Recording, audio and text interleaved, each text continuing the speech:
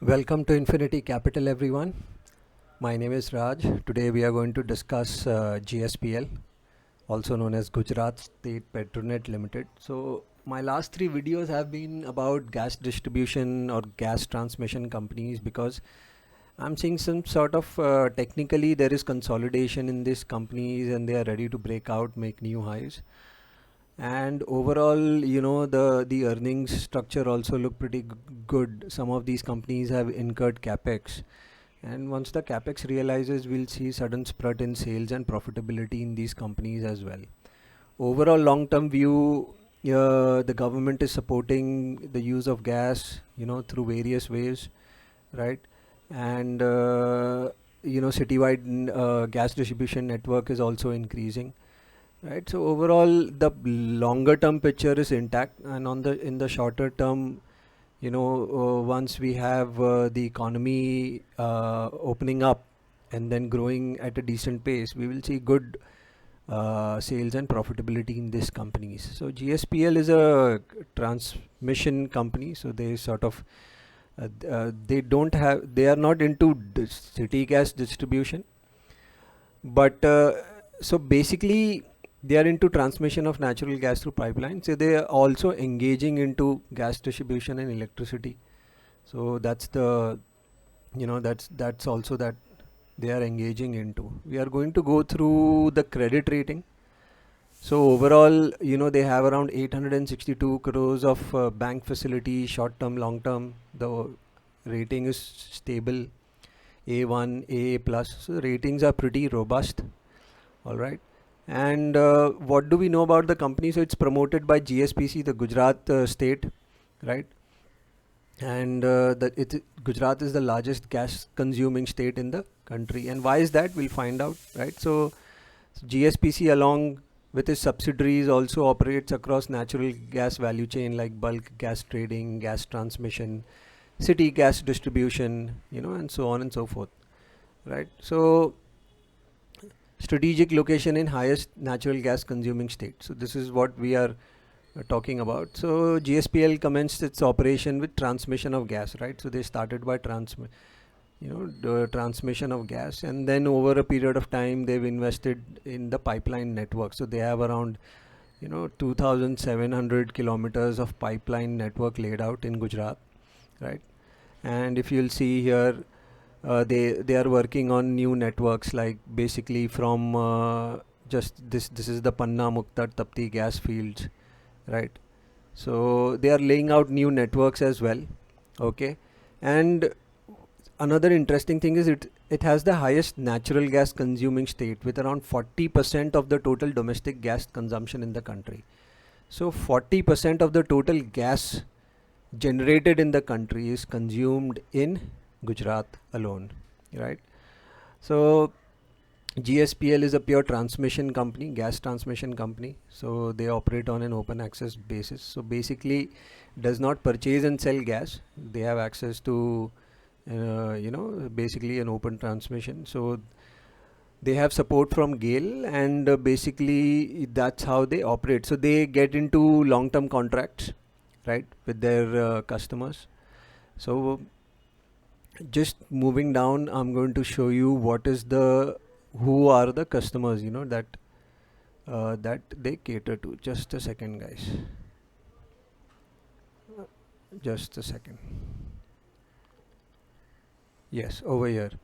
So natural gas contributes around 6.7% of the overall energy mix, and the major consuming sectors include fertilizers, petrochemicals, sponge iron, along with power. So these are the sectors, and a lot of companies are based in and around Gujarat, and that is the reason why they have this higher consumption, 40% of the total consumption of the gas in the country. So power and fertilizer sectors have always been the biggest contributors of India's total natural gas demand, right?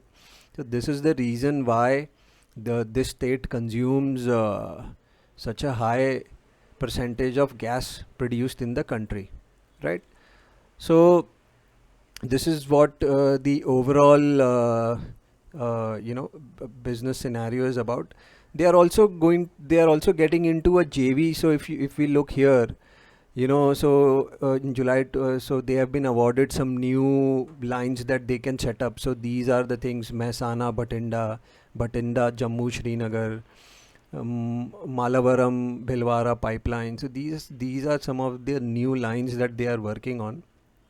Plus, they were about to do a JV, which the total project cost was around 13,000 crores, and they were going to do a 70% debt and 30% equity, sort of a mix for this.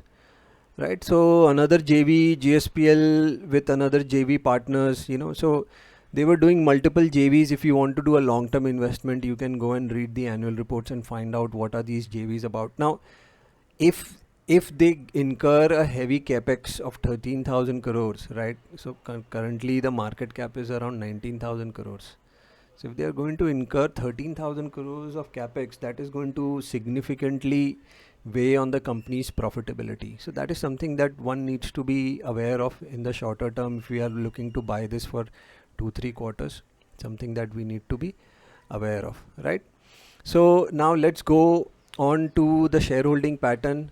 37% with promoters, FII have around 17%, DII is around 19%, government holds 11%, people hold around 15%. So a decent mix overall.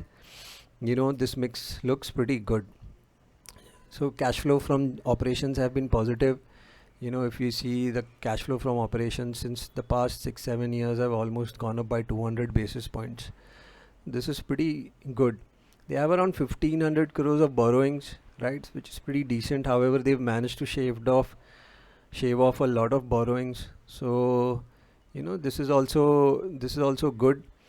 Investments around 1400 crores, cash equivalents of around 400 crores. So they have roughly around 1900 crores of cash available on the books. That is also pretty good. Okay, so that sort of the balance sheet looks very strong, very robust. They can incur capex from internal accruals as well. P&L, if we'll see the sales and profitable, the sales of this company is much better, and the sales have almost doubled since 2017, which is pretty good. Their operational efficiency has also become better, right? So their margins are at around 31% or so. Okay, interest component has gone down as compared to 2019, right? But if we look at it from a 6-7 year perspective, it's pretty much the same. Depreciation has gone up a tad bit. Why? Because if we look at the balance sheet, they have incurred capex. So the gross block in 2017 was around 10,000 crores. Now it's 12,000 crores, right? That is the reason why the depreciation has also increased, and they have around 1,000 crores stuck in capital work in progress, right? So overall, the profitability is pretty much flat.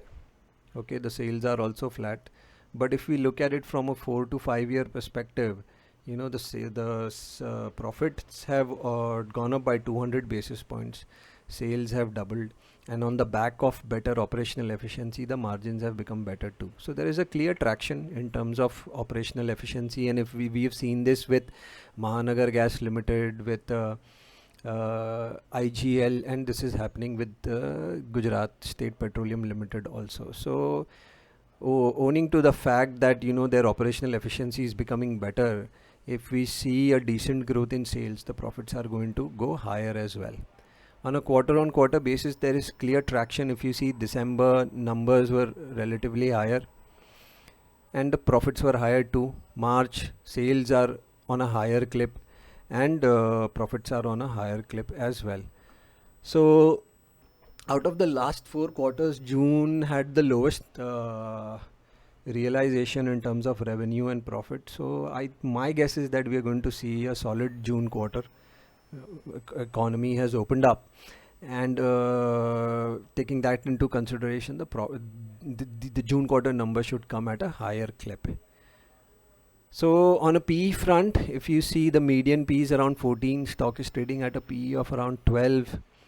So if we take the EPS of around 28.48, and if we multiply it by 15, so we get a price point of around 427. So we can get a good 25-30% uptick from here. My first target on this would be around 430, 450 types, right? Now let's go on to the technical chart and find out what sort of opportunity we have here. So if we look at the technical chart, the stock was pretty much stuck within this range. This was the range that it was trading in, since Feb to May, and then it has broken out, right? So there is a clear trend that has been established here. Now that the stock is consolidating again, it is happening on relatively lower volume, which is pretty good. So what sort of strategy can we apply? There is clear traction in this. What we can do is we can start accumulating the stock within this range between 320 and 340. And if we see some sort of minor correction in the overall general market also, we should be looking to accumulate the stock, right? So I'll be looking to accumulate the stock between 310, 320, 340, between 300 and 340. This is an ideal range to start accumulating the stock. What should be the target? So I'm looking at 430, 450 as my first target, right? Because as we clearly saw here, the median PE is around, the 5-year median PE is around 15. So I'm expecting to reach at least its median PE, right? So expecting to reach at least median PE of around 14. Stock is trading at around 12. And also we have clear traction in terms of sales and profit here. June numbers were relatively lower. My calculated bet is the June numbers are going to be much higher. So if the June numbers come at 3,000 crores and profits come at at least 350, 400 crores, we'll see a good run up in this stock. So watch out for June quarter numbers, right? So this was the analysis, guys. Quick disclaimer, this is not a buy sell recommendation. It's an educational video.